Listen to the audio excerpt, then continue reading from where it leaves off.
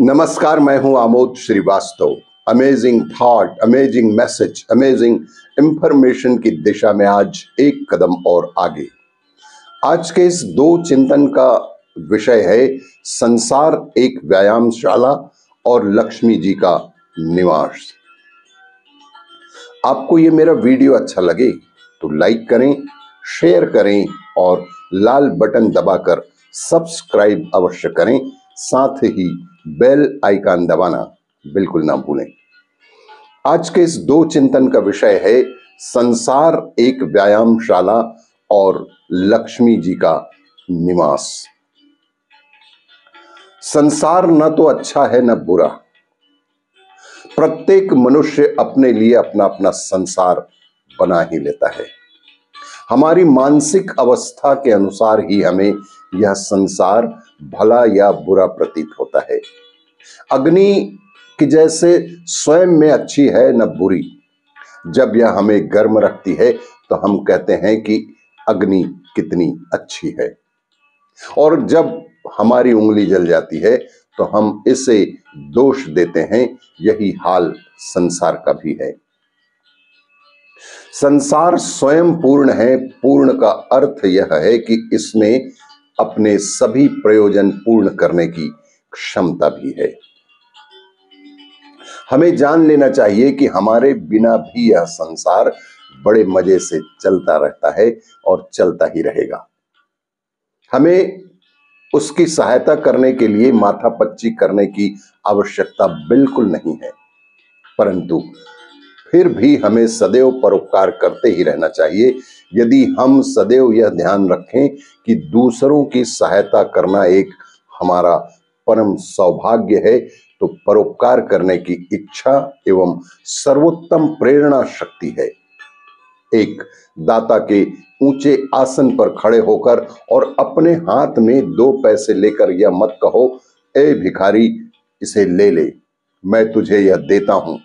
तुम स्वयं इस बात के लिए कृतज्ञ हो जाओ कि इस संसार में तुम्हें अपनी दयालुता का प्रयोग करने और इस प्रकार पूर्ण होने का अवसर प्राप्त हुआ है।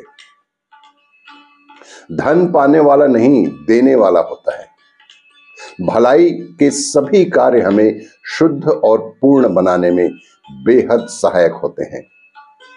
यह संसार ना तो तुम्हारी सहायता का भूखा है और ना ही मेरी, परंतु फिर भी हमें निरंतर कार्य करते ही रहना चाहिए, परोपकार करते रहना चाहिए, क्योंकि इससे हमारा भी भला होने वाला है। और चरित्र संगठन की यह संसार एक व्यायामशाला ही तो है। आज के इस दूसरे चिंतन का विषय है लक्ष्मी जी कहाँ निवास करती हैं। एक बार की बात है, राजा बलि समय बिताने के लिए एकांत स्थान पर गधे के रूप में छिपे हुए थे। देवराज इंद्र उनसे मिलने के लिए उन्हें ढूंढ रहे थे। एक दिन इंद्र ने उन्हें खोज ही निकाला और उनके छिपने का कारण जानकर उन्हें काल का महत्व बताया, साथ ही उन्हें तत्व ज्ञान का बोध कराया। तभी राजा बलि के शरीर से एक दिव्य रूपात्मा स्त्री निकली। उसे देखकर इंद्र ने पूछा कि दैत्यराज, यह स्त्री कौन है? देवी, मानुषी अथवा आसुरी शक्ति से कौन सी शक्ति है? राजा बलि बोले, देवराज, ये देवी तीनों शक्तियों में से कोई नहीं है, आप स्वयं पूछ लें।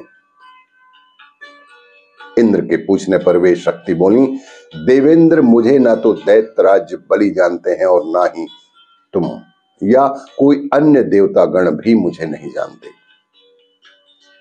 पृथ्वी लोक पर लोग मुझे अनेक नामों से पुकारते हैं, कि जैसे श्री, लक्ष्मी इत्यादि।